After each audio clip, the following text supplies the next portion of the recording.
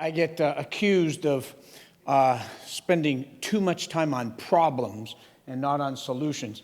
I'll have a lot of problems here too, but our group really does specialize in finding solutions to these, and I'll try to highlight a few of them. But I want to give you the background first. I'm going to talk about human capital inequality and the middle income trap. As you're going to see, as soon as I'll talk about this in general in the world. As soon as I talk about China, you have to cross out middle income trap, because middle income trap is not allowed to be spoken in China. China has officially missed the middle income trap. So we'll talk around that. I'm going to look at China's response to this human capital inequality and its prospects for continuing success. And I do want to say the Chinese government has done a lot in trying to improve human capital in rural China. We're going to look at some of those successes, but then I'm going to look at some of the continued challenges that are there. Okay, here's a graph on the middle income trap, and I want to make it really quick because of limitations of time. On the bottom, think of this as income after World War II, 1960, when we first started collecting it. Up on the vertical axis is income today. So these small little dots down in here, these are poor countries in the past and poor countries today. Rwanda, Somalia, those kind of things. The countries up here are the OECD countries, right? Canada, the United States, Norway, Sweden. Okay, so to get around the graph. What I want to do is look at two types of countries, okay? One is here. I call them the graduates. Okay, these are the countries that since World War II have graduated from middle income to high income. I want you to notice two things. First of all, there aren't very many of them, okay? There's only really a handful, 15, 16 countries / territories, including Taiwan and Hong Kong, that have done that since World War II. It's a very, very small group of countries. The other group are the trapped, and you can see most countries in the world are trapped. They've been in middle income for 50, 60, 70 years. And, you know, it's not that there's this nice equilibrium. They grow, collapse. They grow, collapse. And there's lots of hurt in these collapses and a lot of wasted energy to restart. So what I want to do is think about the difference between why some countries are going to be able to move up here and others are trapped down here. And I think it has a lot to do with the level of human capital of the country at the time they were middle income. Okay? At the time of middle income, the levels of human capital, and I think of the entire labor force, has to be ready to move to become a high-income country. Okay, so you're a middle-income country with a lot of low-skilled jobs. So, you know, if you have a lot of people that are not educated very well, it's fine. But pretty soon you're going to be high-income.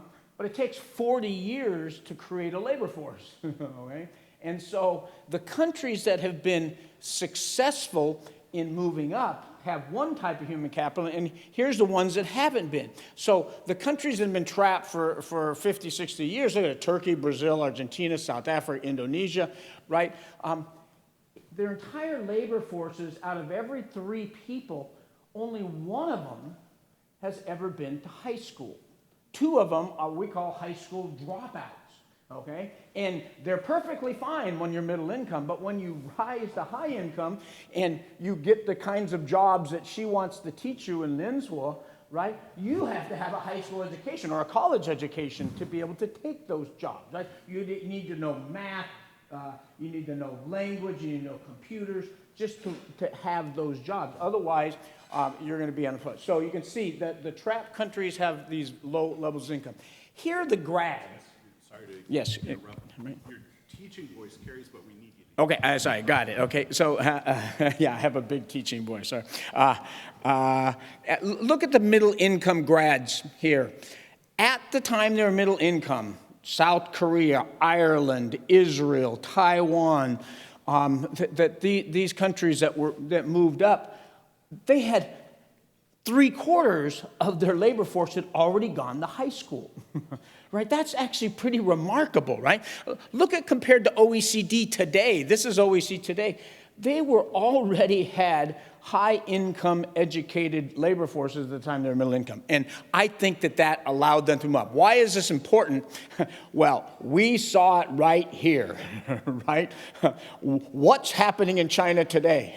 I'll tell you what's happening in China today. They're adopting robots at a pace faster than any country in the world, right? And if they didn't adopt the robots, all the low-income jobs are going to leave and go to Indonesia, to Bangladesh, and to other low-wage economies. So when a country moves from middle income to high income, these low-skilled, low-wage jobs leave. We need a labor force that can do these high-wage, high-skilled jobs. And if you don't, you have demand-side problems. There's unemployment, crime, social unrest, informality of the labor force. Because of that, you have low productivity. You can't find the workers to do those jobs. You get stagnation and more polarization, and you sink into middle-income trap. Okay, and so that's really been the trouble of those centuries. Now, where's China? Okay, I'm going to talk the rest of the time about China. China's right here. They're clearly in the middle income trap graph, right? But we're not going to call them in the middle income. And we certainly hope China won't fall into the middle income trap. I mean, if Colombia or if Peru falls into the middle income trap, it's really bad for Colombia and Peru, but the rest of the world continues on quite well, thank you very much. But we can think of a lot of scenarios that could happen if China actually rose and then stumbled, okay? And so this is a worldwide problem. What is the nature of China's human capital problem? I'm going to use the metric that I used above. I didn't go too deep into it. I want to know the share of the labor force that has been to high school. Okay, and very simply, it's for all those reasons. To get a high-skill, high-wage job, you at least need to have a high school education. Okay, so where is China? Compared to all those other 73 middle-income countries, China is the lowest educated country in the whole world. Number one, low, okay? And this isn't my data, okay? This is China's data, okay? Here is the 2010 census, and if we look at everyone who has, from 20 to 65, that has at least been to high school, it is 24%, okay? So I was giving this talk based on this, and people got really upset. They say, since 2010, there's been lots and lots of growth. Fine. So I updated the 2015, also with the census. And indeed, there's been a lot of growth, 24 to 30%. The problem is it takes a long time to change your labor force, right? It takes 40 years. You can't do it in 5 years. China's done a remarkable job. This means only 30% of those in the labor force has graduated from high school. 70% of those in the labor force are high school dropouts, right? In the United States, if you're a high school dropout, the probability of you being unemployed, disabled, in jail, committed a crime, et cetera, is much, much higher than having a stable middle-income life. Okay, so this is a big problem, in a country. And you can see here, China is still in 2015. These are all OECD data. Is the lowest educated country in the middle-income world. All right, and that's not to say there hasn't been big changes. Okay, I've already went through that. This is a problem. This is a problem of Deng Xiaoping and Mao Zedong. Right? This is not a problem of Wen Jiabao, Hu Jintao, Li Keqiang, or Xi Jinping. They've done a remarkable job of expanding access to high school. You can see this is official data. In 2005, only 50% of kids today, these are 15 to 17-year-olds, went to high school. You can see by 2014, it's 87%. The census says 80%. So we're somewhere between 80 to 90% of kids today are in high school. Now, the labor force is still out there, right? And so there's been 10 million new slots in high school. That's like bigger than half of the middle-income countries. Right? I mean, that's an enormous rise of high school education, and China should be proud of that. Okay, huge improvements, and it shows that the government has finally turned around and said, this might be a problem. We better get everyone there. The other thing I want to show is this is clearly a rural problem. 93% or so of urban kids are in high school. There's more urban kids in high school than there are in the United States. Right? We have a 91% graduation. Germany has a 92% graduation rate. Urban China is 93, so urban China is better than Germany. Okay, the problem is rural China. Okay, we're only 70% of the kids, and so Xi Jinping now has said, "I want everyone in high school by 2020." That's fantastic.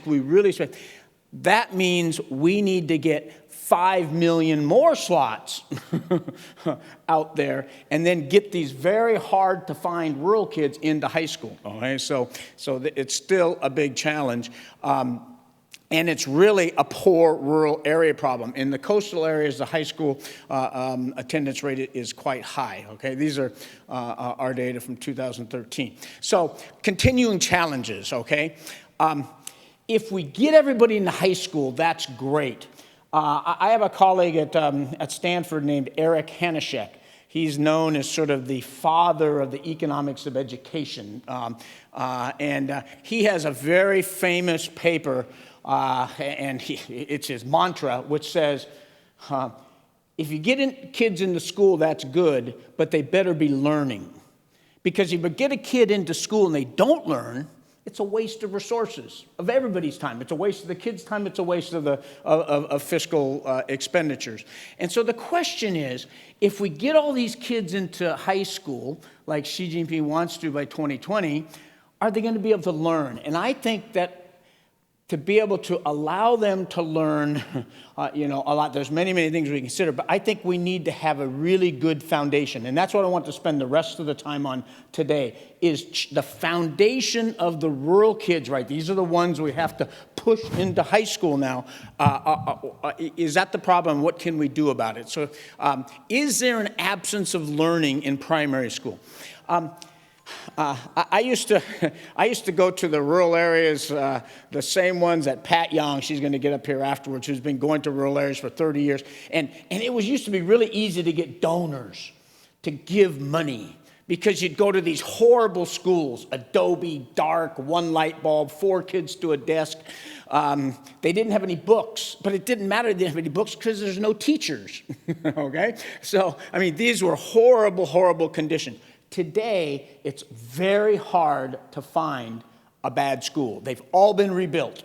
There's boarding facilities, there's desks, there's materials, the teachers come, the salary's been raised. The country has spent an enormous amount of money on this infrastructure, on the hardware. So this, if you don't like the curriculum, we're going to hear about the curriculum, it's okay, it's the same as the city. So it's that they've come a long, long way, and they should be congratulated on that. I think it's more a health and nutrition problem. China's human capital problem is a health and nutrition problem today in rural primary schools. Because if kids are sick, no matter how good your facilities are, you aren't going to be able to take care of them. So the question is, are kids really sick today in rural China? Do they have diseases that affect their learning? Here's all of our data, okay, that we've done over the past 8 years. We've gone to 10 provinces. We've actually beat up and tortured. We've actually tested 133,000 kids. We've taken blood tests to look at anemia. We've taken fecal samples to look at intestinal worms, and we do vision tests, 3 diseases that are negatively affect learning. And look at today. This is today in rural China, today. Not back in the past. 27% have anemia, 33% have worms, and 20% have uncorrected myopia, right? I have myopia, right? If I didn't have glasses, I'd be up there. I'm fine now, right? Look at, and the Venn diagram is 60 to 65% of rural kids today have at least one disease that is affecting their learning. I'm not going to, most people think, oh, it's because of those darn left-behind children. We heard a little about the left-behind children, the ones that get sent back home, right? And we're going to compare the real left-behind children with the ones that live with their parents. And guess what? Left-behind children, in terms of all the metrics, health, nutrition, and test scores, actually are not much better, are equal to or better than children that living with their parents.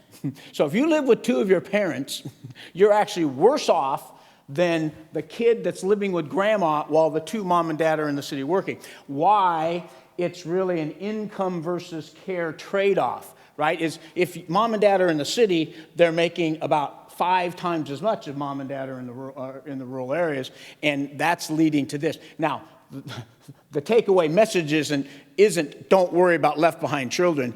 Look at those numbers of left-behind children. We need to worry about all these kids. All these kids are vulnerable. The education system, right, has to do it. Now, what can happen? This is our solutions. So we do big randomized trials. We give 15-cent-a-day vitamins to overcome anemia, and up goes test scores. We give a $20 pair of glasses that you can, if little boys don't lose them, they can use for 2 years. Up goes educational performance. 2 1-yuan tablets for intestinal worms leads to gains of cognitive score, okay? These are simple things, and the system has to get back to focusing on this, and I think it would do that. So is there an absence of learning because of health? Absolutely, yes. The last thing I want to talk about is our passion, and we think the thing that really is behind the learning problem, and that's poor cognitive development in infancy and toddlerhood. I'm going to go very quickly through this. It's a problem of babies in rural areas. Probably most of the people here know about the 1,000-day hypothesis, where your cognition, you can't say the word IQ in China without getting a negative reaction. But it's IQ. Your IQ develops by the time you're 3. On top of that IQ, when you're 4 to 6 and then your EQ comes out. Thinking about this very, very simply, we go test kids for IQ and EQ, okay, using called the Bailey's test. This has been done 10 million times in the world since 1967, including in urban China. And look at urban China here. These are doctors and hospitals that are testing urban kids. And there's about 14 who have IQs under 90 or cognition less than -1 standard deviation. And that's perfectly normal, okay? If we tested in Palo Alto or if we tested in Hollywood or Santa Monica, we'd find the exact same results. God made us that 15% of us have poor cognitive delays. Okay, what about rural areas? Nobody's ever looked at it, ever. So we've done our work in the mountainous areas of southern Shanxi and northern Sichuan. 53% of the kids are 3 years old with poor cognitive skills. Save the Children has worked in Hebei and in Yunnan. And look at this. 50% of the kids get to be 3 years old with poor cognitive skills. People said, well, that's all the mountainous areas. It's like Kentucky or the Appalachians. So we went into Beijing migrant communities in Henan, Pingyuan villages, so big plains villages, and look what we found. 40 to 50% of kids are becoming 3 years old in rural China, every rural China. And so how big of a share of this is the population? Here's where people live, right? 55% are urban and 45% are rural. But with hukou, it's 37 to 63, right? With children, 75% of children are rural hukou, okay? And if we look at those who live in vulnerable communities, these are the ones with half of the kids have low IQ, that's 69%. 69 times 75, half. half of China's babies today are becoming 3 years old with low IQ. And look what happens when they get into junior high. Look what happens when they get to primary school. Half of the kids have low cognitive skills, and they can't learn math.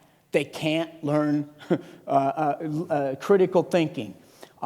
We have a whole bunch of solutions of giving nutrition, and we also give a parental training of how to help the kids. And if you give kids training, if you give mom training, and she takes the training seriously, the control group is 88, the IQ. Look at what happens to mom's baby after 6 months of training. Her kids are absolutely normal. Okay? And so the summary of the policy lessons: China faces a human capital crisis. It's not the leadership's fault. You used it perfect. These are invisible problems. And that's what we're trying to do, is to make these invisible problems visible, because we need the government to come to our aid and do this. Getting all these kids into high school by 2020 is exactly right. But attendance is nothing if students aren't learning. So we better get them healthy in primary school, and we really better work on their cognition and other skills when they're babies in this very critical age. So we don't want China to do that. We certainly want China to do this. Thank you very much.